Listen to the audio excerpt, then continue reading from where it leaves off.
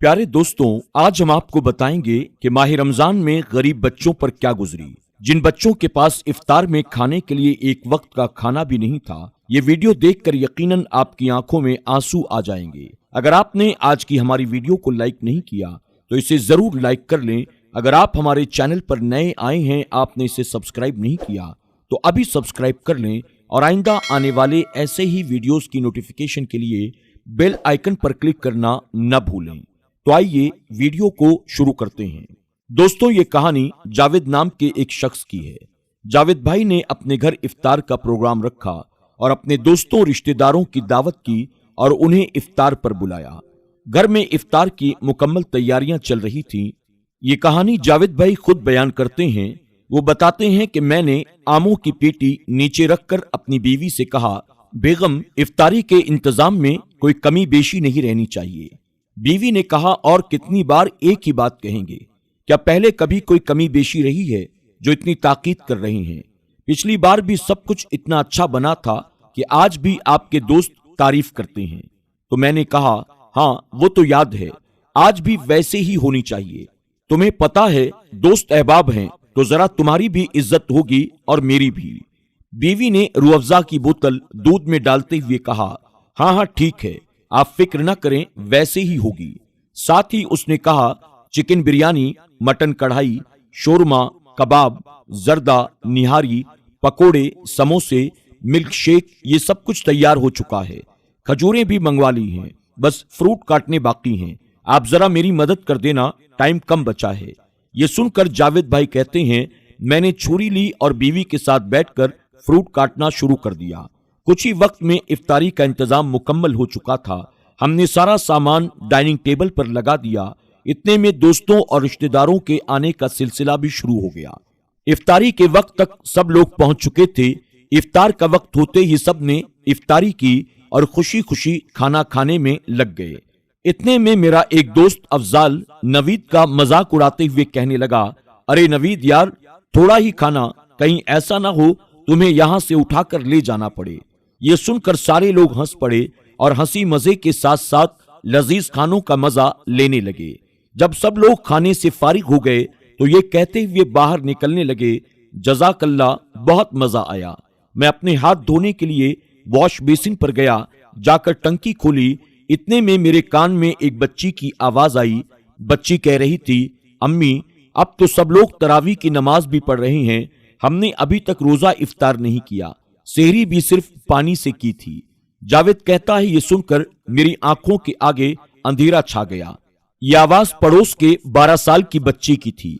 मैं ये जानता था कि दीवार से किसी के घर में बिना इजाजत झांकना गलत है, लेकिन फिर भी मैं दीवार से उनके घर में झांकने पर मजबूर हो गया। मैंने देखा एक बच्ची अपने माँ के सर पर खड़ी है और माँ चारपाई पर सर झुकाए बैठी है, उससे नजर नहीं मिला पा रही है। बाकी बच्चे अपनी बहन का सवाल सुनकर माँ के जवाब का इंतजार करने लगे। बच्ची बार बार खाने का मुतालबा कर रही थी। जावेद बताता है कि मैं ये देखकर जैसे पत्थर का सा हो गया। उसकी माँ ने जब अपना सर उठाया, अचानक नजरें मुझ पर पड़ गई। मैं दीवार पर खड़ा था।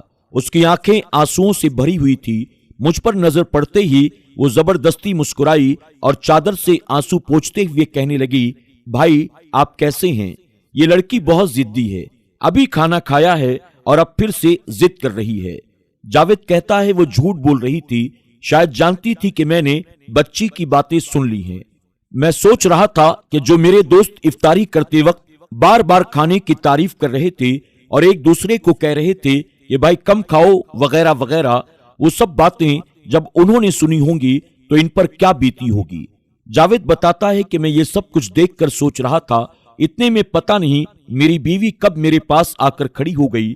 मैंने अपने आप को बड़ी मुश्किल से नॉर्मल किया और बिजली की तेजी के साथ बाहर की तरफ लपका तो बीवी कहने लगी, अरे अरे कहाँ जा रहे हैं? क्या हुआ? सब खैरियत तो है ना? आराम से जाएं, आखिर हुआ क्या है? बीवी सवाल पर सवाल कर रही थी और मैं बगैर किसी सवाल का जवाब दिए बाजार की तरफ चला गया। मैंने वहां से हर वो चीज खरीदी जो मैंने इफ्तार में खाई थी और उसे लेकर वापस चल दिया। मेरा हर कदम मुझे भारी लग रहा था। उस बच्ची की बातें और उस बेवा औरत के आंसू मैं नहीं भूल पा रहा था। घर पहुंचने में तकरीबन आधा घंटा लगता था, लेकिन मैं तेजी से तकरीबन 10 मिनट में वापस पहुंच गया। आकर दरवाजे पर दस्तक दी तो उसी बच्ची ने दरवाजा खोला। मुझ पर नजर पड़ते ही उसकी आंखें खुशी से चमक उठी। वो वापस मुड़ी और शोर मचाने लगी, देखो जावेद अंकल क्या लेकर आए हैं, देखो जावेद अंकल क्या लेकर आए हैं। सब बच्चे मेरी तरफ लपके और मैंने सारा सामान नीचे रखकर सबको बारी बारी अपने सीने से लगाया, उनकी पेशानियों पर बोसा दिया। उनकी माँ ये देखकर बिलक बिलक कर रोने लगी। मैं भी अपने आंसू रोक नहीं पाया। बच्चों का शोर सुनकर मेरी बीवी भी दीवार पर आ गई और ये सब अपनी आंखों से देखने लगी। जब मैंने उसकी तरफ देखा तो वो मुझे देखकर मुस्कुराई और अपने आंसू पोंछने लगी। मैंने सारा सामान खोला और बच्चों को साथ में बैठाकर मैंने खाना खिलाया। हर लुकमे के साथ बच्चे मुझे मुस्कुराकर अजीब निगाहों से देखते जा रहे थे। बच्चों ने जी भरकर खाना खाया। जब सब खाना खा चुके तो मैंने कहा, आप लोग अब आराम करो और अम्मी से भी कहो कि वो भी खाना खा लें, मैं थोड़ी देर में आता हूँ। बच्चों ने कहा, ठीक है अंकल। जावेद भाई बताते हैं, इसके बाद मैं वहां से चला और मार्केट से आकर महीने भर का राशन खरीदा और दोबारा उनके घर वापस आया। सारे बच्चे सो चुके थे, उनकी माँ जाग रही थी। मुझे देखकर वो उठ खड़ी हुई, नजरें झुकाकर कहने लगी, भाई आपने इतनी जहमत क्यों उठाई? मैंने कहा, आप मेरी बहन हो, इसमें जहमत वाली कोई बात नहीं। ये कहकर मैंने सारा सामान एक तरफ रखना शुरू कर दिया। जब सामान रख दिया तो सोए हुए बच्चों की तरफ मैंने एक निगाह देखा तो जैसे मुझे सुकून आ गया हो। मैंने कहा, ठीक है बहन, मैं चलता हूँ। ये कहते ही मैं बाहर की तरफ चल दिया। निकलते हुए उस औरत की भर्राई हुई आवाज में मैंने सुना, भाई अल्लाह आपको किसी का मोहताज न करे। वो मुझे दुआएं देने लगी। मेरे जिस्म में एक सर्द लहर दौड़ गई। मैं बाहर निकला तो उसने दरवाजा बंद कर लिया। फिर उसके बाद हर दिन बच्चों के हंसने खेलने की आवाजें आती रहीं, जिसे सुनकर मेरी रूह को सुकून मिलता रहा। इतना सुकून मुझे मेरी जिंदगी में पहली बार मिला था। जावेद कहता है, घर पहुंचकर मैंने सजदे शुक्र अदा किया, अल्लाह की बारगाह में रो रो कर माफी मांगी। ए अल्लाह, मुझे माफ फरमा दे। मैं अब तक इस बात से गाफिल था कि मेरे पड़ोस में एक बेवा औरत रहती है और उस बेवा औरत के बच्चों के पास पता नहीं सेहरी और इफ्तार का इंतजाम हो भी या ना हो।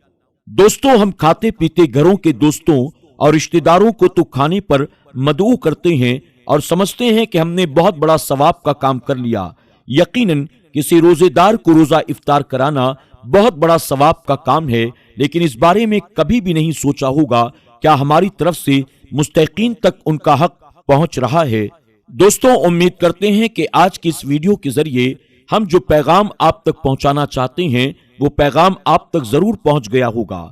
आपने आज की वीडियो से क्या सीखा, कमेंट बॉक्स में जाकर जरूर कमेंट करें और इस तरह के वाकयात के बारे में आपकी क्या राय है, कमेंट बॉक्स में ये भी जरूर लिखें। अगर आपने आज की हमारी वीडियो को लाइक नहीं किया तो अभी लाइक कर लें। अपने दोस्त अहबाब के साथ आज की वीडियो को शेयर करना हरगिज न भूलें। इंशाअल्लाह बहुत जल्द एक और नई वीडियो के साथ आपकी खिदमत में हाजिर होंगे।